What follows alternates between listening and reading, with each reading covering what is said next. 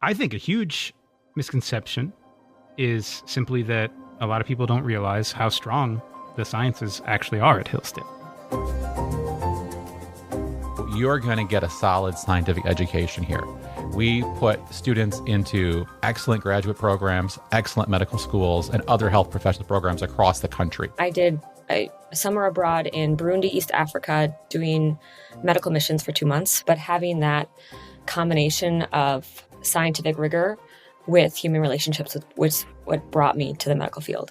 A very important part of my journey was actually coming and actually walking around and being like, we have a cadaver lab, we have all these things, this is a whole part of this. This isn't just like this afterthought of like, oh, we do science over here in this room.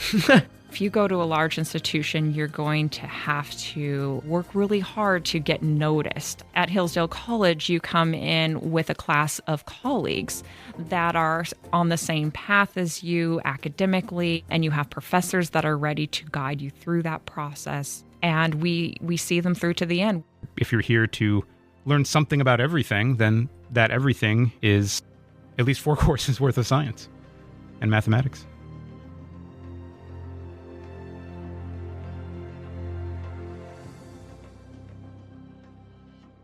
Hello, and welcome to Inside Hillsdale, the admissions podcast. This podcast seeks to answer some of your biggest questions about what it really means to be a student at Hillsdale. On this episode, we'll hear from Hillsdale faculty, students, and alumni as we dive into the sciences at Hillsdale. We'll learn what makes Hillsdale's approach to the sciences different, the many opportunities that students have to engage with research at the highest level, and how Hillsdale prepares future doctors, engineers, and researchers for fruitful, lifelong careers. If you have any questions or wish to submit an application, feel free to visit our website at hillsdale.edu.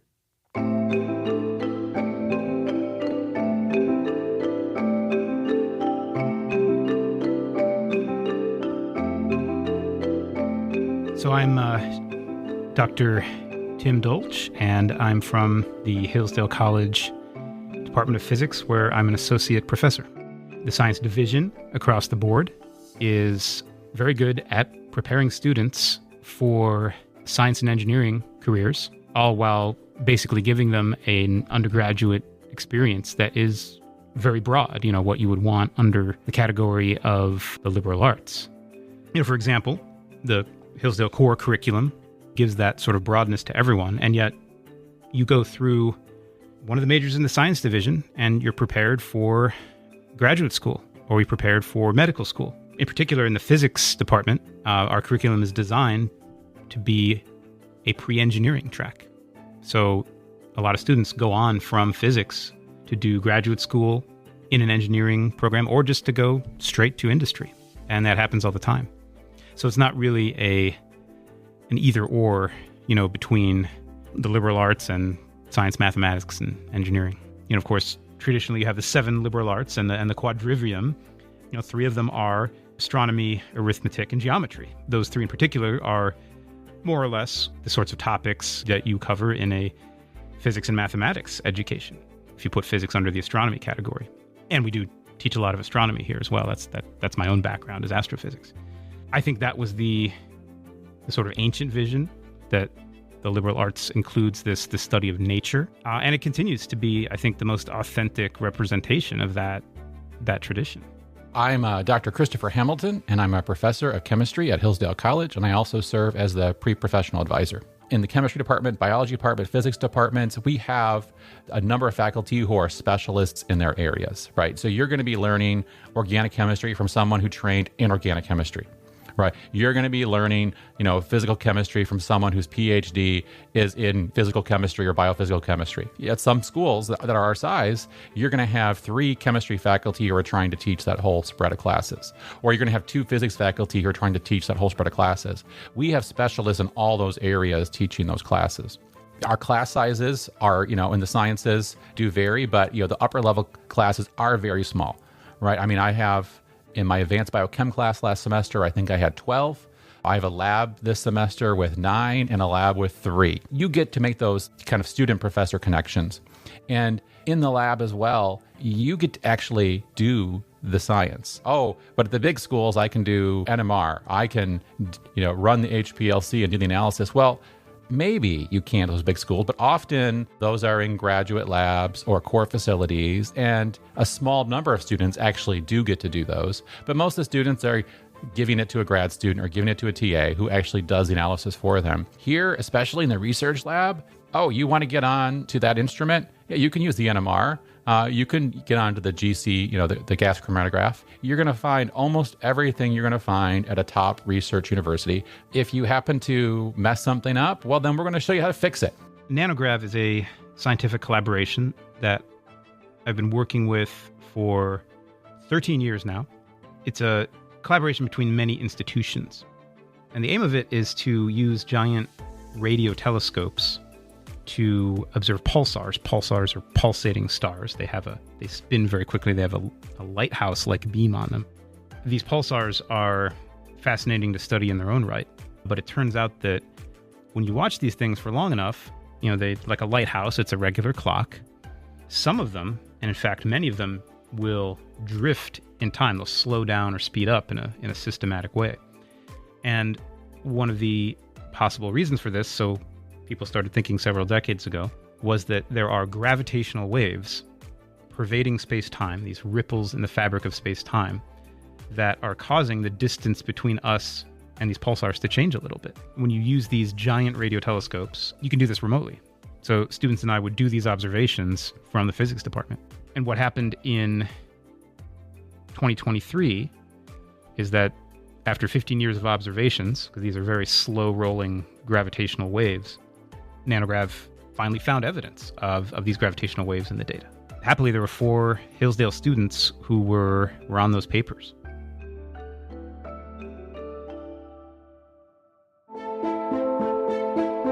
Hello, my name is Courtney Meyet, and I am a professor of chemistry here at Hillsdale College. I am also the chairwoman of the Department of Chemistry and Biochemistry. At Hillsdale College, in our chemistry and biochemistry program, we encourage students to engage in some sort of research early on, as early as they can. And so some students, if they happen to take organic chemistry in their freshman year, are well suited to do an internship that very first summer. After their freshman year. And this is the boots on the ground approach. Get off Hillsdale College campus, get into the setting where R&D is, the bread and butter of an institution, and see how it fits. Many students find that it's their forte. They love it, and they seek it out as a profession. And others find it as a good learning experience, and they say, well, yes, now I'm going to go on and explore medicine, or I'm going to explore the business side of things. We've had students that have gone on into marketing or into journalism even. It's really important, I think, for our students to get that opportunity and that experience.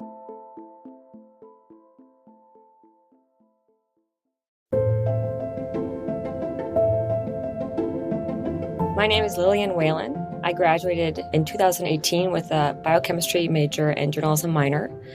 I attended medical school at Medical College of Wisconsin in Green Bay, and now I'm a second-year family medicine resident. I chose family medicine as a field because I loved the breadth of this field, where you have young mothers with questions about their children's rash or their cough, to the elderly couple who have questions about how, to age well and what supplements to take and how much exercise to do. And then you see intense cases in the hospital, very acute cases where you're with patients at the end of their life. When people ask me what is pre-med at Hillsdale or what is it like to be pre-med at Hillsdale, it really varies on the student. And so it's a hard question to answer. The simple part of it is there's certain courses you have to take, right? And the coursework you take at Hillsdale is going to be comparable to the coursework you would take at any other institute of higher education. You're going to be taking chemistry, biology, you're going to be taking biochemistry, physics, math, those types of courses. But the way we do them at Hillsdale, I think, is what sets us apart on the coursework side.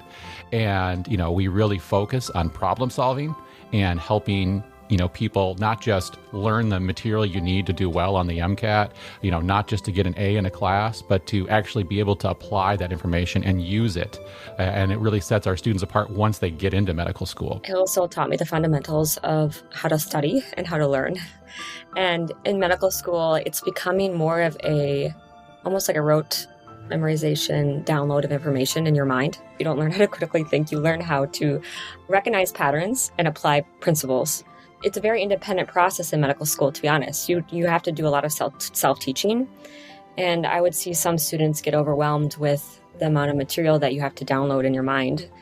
And I didn't face that problem because I think I was so challenged at Hillsdale that I didn't face the same level of rigor, in the sense that wrestling with the truths of the classical tradition at Hillsdale was much different than wrestling with the Krebs cycle for the 10th time, because you do learn that at Hillsdale too in biochem. We have a great anatomy program here. We have, students can actually work in a cadaver lab on campus, and they get to, actually do cadaver dissections in the advanced anatomy and physiology class, which is, a really cool opportunity. Other colleges have an anatomy labs. Some of them have cadaver labs, but it's very rare that students get to really drive the whole process of doing the cadaver dissection. And a lot of times it's a professor or a TA or a grad student who's really doing most of the work, and the students are just sort of watching.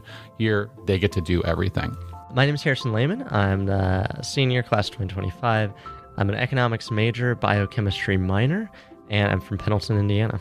Cadaver lab is great, beyond just the fact that it kind of gets you ahead for medical school in a certain sense, because you're going to walk into a cadaver lab in medical school and know what you're doing in a way that your peers don't. It's also just fascinating, and it's a really good example in the fact that our models are models. It's very hard to not work in a cadaver lab and walk away and realize, like in a textbook, like these different muscles were color-coded and they were these shapes, and in this real person, it doesn't look like that.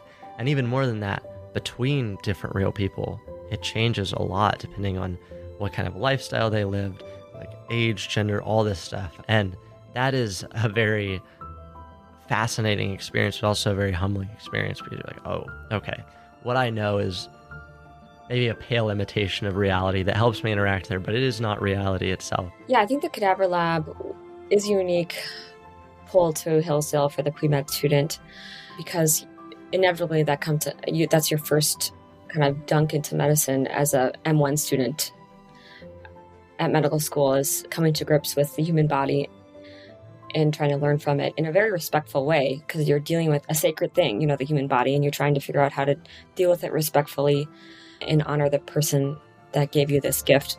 Hillsdale is actually a really, really good place for pre-med, and the reason for that is the way the medical system works in the U.S.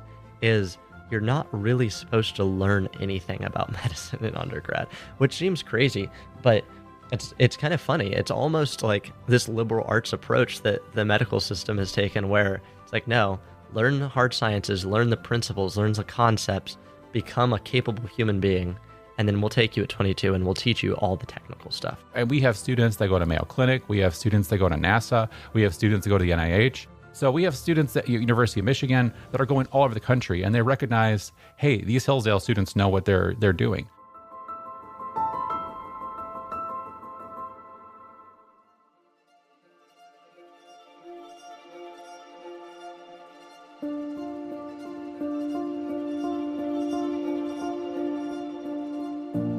I'm John Seiffertt, Associate Professor of Computer Science at Hillsdale, and I've been building up the computer science program for the last 3 years. The reception to starting up the computer science program was really strong. The classes were full for years. I offered a fourth class. We normally teach 3 classes. I offered a fourth one semester because there was so much demand.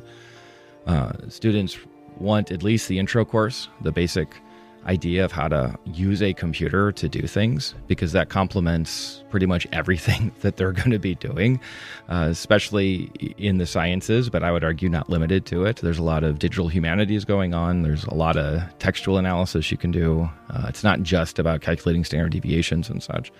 So plus it just forms your mind, right? Like, what does writing do? Writing helps you think.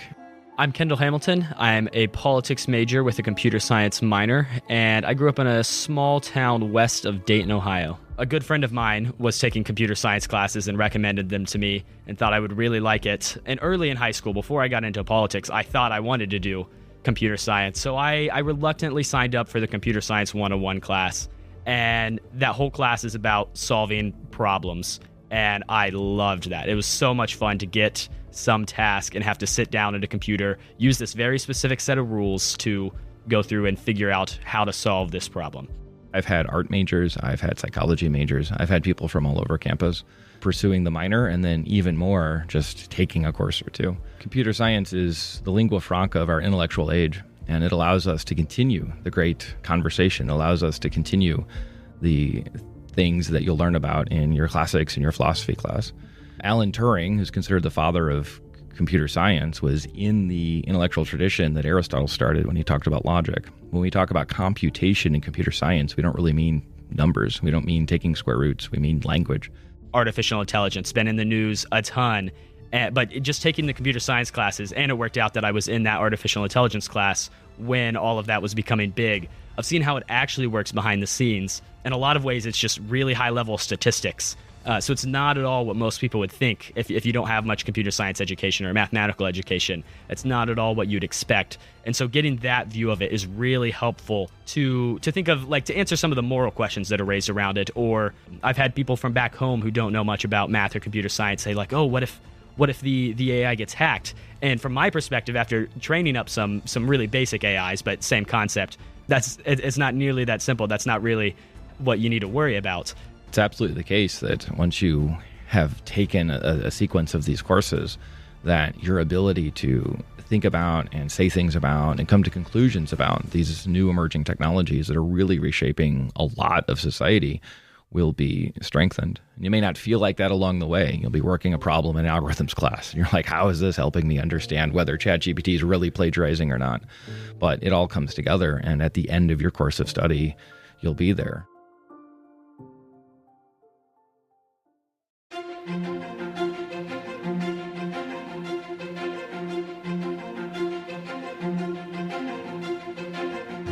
The sciences and the liberal arts, go hand in hand.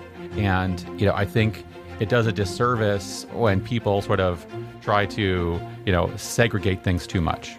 The liberal arts is really indispensable in forming the human person who engages in the craft of science, who engages in the physical reality. And it helps us form good questions or hypotheses, in terms of the scientific method, and knowing the limits of what questions we want to pose. For example, is this question that we're trying to solve harmful to the human person? Does the question respect our relationship with God as our creator? I think at Hillsdale, you have the privilege of being formed in the liberal arts and become a better scientist for it. The way that humans have explored the world is they started saying a lot of things in words because that's what they had. So you have Aristotle writing words. He had not much math at the time. He had some facts about circles and squares. But what happens as you move on, as you stand in wonder of creation and want to understand it and our place in it, eventually we stumble upon ways to talk about it with mathematics. We're going to move now from words into something more. Sometimes people get this mistaken impression that a biology student is just trying to get a particular kind of job in a biolab somewhere, as opposed to being someone who looks around and is amazed by life and wants to know everything there is about it. It's a very pure form of study. All of reality is being given to us. If there's some part of reality that you're fundamentally refusing to look at, I think it's true that on some level, you're rejecting it. The deeper you go in science, the more you just become filled with an absolute wonder. I find that most people who are involved in science, that's why they started to begin with, right? Is they learned some facts about science and it blew their mind. They couldn't believe the world worked like that. And that doesn't stop, right? When you're in biochemistry and you start to realize that like the electron transport chain is using redox potentials like a battery and that it's transferring energy in this way, it just blows your mind. And it's a great privilege to be able to get your mind blown every day.